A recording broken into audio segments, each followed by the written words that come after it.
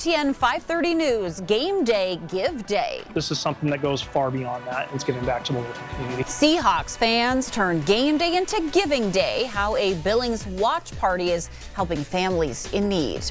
Hey! Healing roots in healing future. I really like the fact that this big building could open up a lot of good for everybody. A new health clinic breaks ground in Billings designed to bring better care and cultural connections for urban Native Americans. And making winter happen. Red Lodge Mountain fires up the snow guns, kicking off the season with an early blast of winter. The MTN Sunday 5:30 News starts right now. From Montana's news leader, this is the MTN 5:30 News. We start tonight with a focus on the Billings airport and a new warning from the U.S. Transportation Secretary that flight cuts could double if the government shutdown drags into Thanksgiving. The FAA has already ordered airlines to reduce traffic by 10% at 40 major airports, a move that'll surely impact travel here in Billings.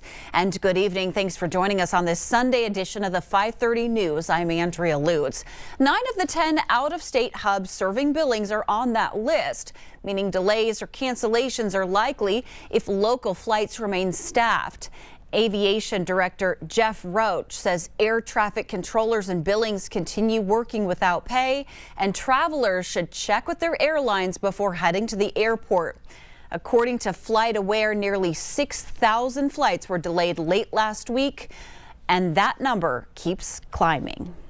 As the federal SNAP program remains frozen, Montanans, including many here in Billings, are feeling that impact. In Butte, local leaders declared a SNAP emergency using more than $180,000 in city-county funds to help families put food on the table. Meanwhile, food banks across the state, including Billings Family Service, are seeing a surge in demand as federal assistance stalls. State leaders warn even if SNAP funding returns, it may not come soon enough for those already struggling. Football Sunday turned into a game day with a purpose as Seahawks fans in Billings gathered to give back. The Montana Seahawkers, a local nonprofit, is raising money for family service, proving even a rivalry game can bring people together for a good cause. Our Hannah Pettiferi takes us inside the Battle of the Birds watch party.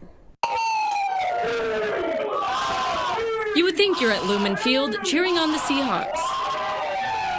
That's not the case here. The Montana Seahawkers turned the red door to blue and green. It's so great. They're a great group, support a great cause, and we're just super excited to be a part of it and have them. Seahawkers president John Fanzoni grew up in the Emerald City and knew he wanted the fans to come together. And just being able to come together as a family and find social interaction, find a passion for the same thing, and being able to have an impact outside of that. It's what it's about. And now raising money for family service. They're a staple in our community for obviously feeding and taking care of those in need. They're, as much as we want to give back to the community, they're a big part of that as well. This frenzied fan base goes beyond the game of football and a friendly rivalry. As much as we like to get together as Seahawks fans and celebrate and just love and support our team, it's all about community and giving back to your local community. As SNAP benefits remain uncertain, Fanzoni says they're hoping to double the amount to family service this year. Doing a silent auction. We've got 5 different items on there that we're looking to raise money with. With that alone, if everybody just bids on what's there, we're going to double at least what we gave last year, if not more. We obviously have seen an increase in those in need, and we just keep helping them the best we can and serving them the best we can. Kelsey Stark with Family Service says they're thankful for the community support and the 12s. It's just great to know that the community is supporting us and has continued to support us and has come out of kind of the woodworks to help us even more. It's going to help us, provide food, rent and utility assistance, education assistance, especially in a time right now that it's just kind of all unknown of when things are going to, or if they're going to get better.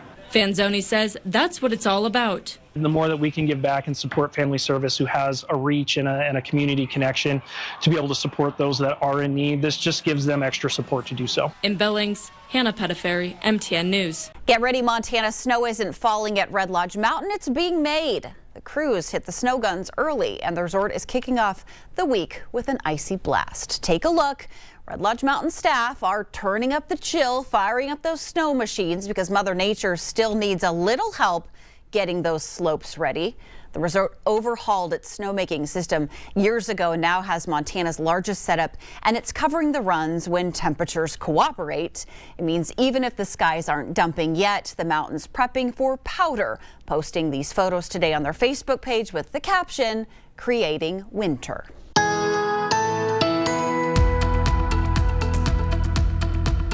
We got another windy period out ahead of us here as we got a wind advisory into effect for the Red Lodge foothills and then also out around the Livingston area. No big surprise there. We could be looking at wind gusts starting tonight through Tuesday morning up to around 60 miles per hour. But some of that wind will spread across the eastern plains as well. So we're right back to talking about more windy periods off and on throughout the week. But we'll also see some warmer temperatures build in, especially for tomorrow, and that's going to linger pretty much through Friday. Another shift in the weather pattern comes just in time for the weekend.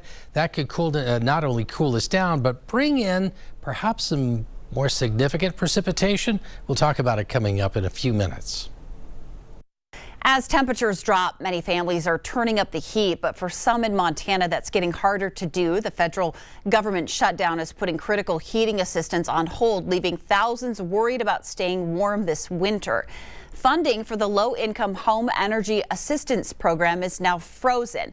That program helps cover heating costs for more than 1,000 families in Gallatin Park and Marr counties.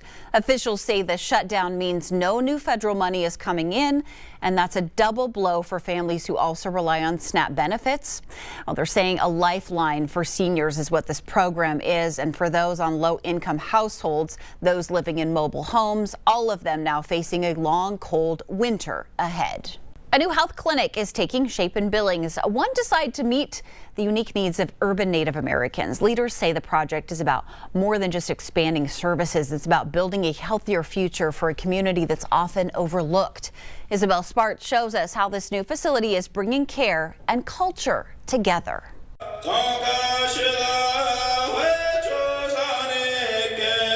When it comes to health care, Dental, to me, is really hard. If we go down to whether it's Crow, Prior, we're looking at 3-4 months to get in. for Clarence Stewart, having specialized care is huge. For the community here, the urban Indians, we're always looking for somewhere to go that we're not spending a lot of money out of pocket. The dirt is now moving to expand health services at the existing Billings Urban Indian Health and Wellness Center on Broadwater for the new Eagle Seeker Clinic. We're celebrating the groundbreaking for a clinic that we've raised money for. A project for those taking a different path to health, reaching past the reservation. The need is so big. Our goal is just to provide professional services to the Native Americans and have something nice, right? The new 2-story, 35,000 square feet will provide mental health care, optometry, and more. But for Montana's Native community, it goes beyond health care. I think the missing piece is culturally appropriate treatment. It takes more than just, getting the surgery. I mean, it's mind, body, and soul, right, for complete healing. Montana Senator Cora Newman, who serves on the Native American Development Corporation, says urban Indian health centers are critically underfunded. The funding is about 1/13 of what the average American gets. Many only receiving 1% of federal funds, although 50% of Native Americans come here for health care. We need to make sure that they have access to the insurance coverage that any Montana family would want to make sure they had access to. Just the beginning of specialized care. It'll come from us providing the services, like a laboratory, like a pharmacy. And for many, just like Stewart, a major milestone towards care rooted in culture. I really like the fact that this big building could open up a lot of good for everybody. In Billings, Isabel Spartz, MTN News. Still to come on the MTN 5:30 news on this Sunday, one small town store putting big flavor on the map. How a family-run shop in Saco is bringing home the bacon and the awards next. And later, too often this time of year, the weather adds up to wind equals warmer. Well, Ed McIntosh does the hard math after the break.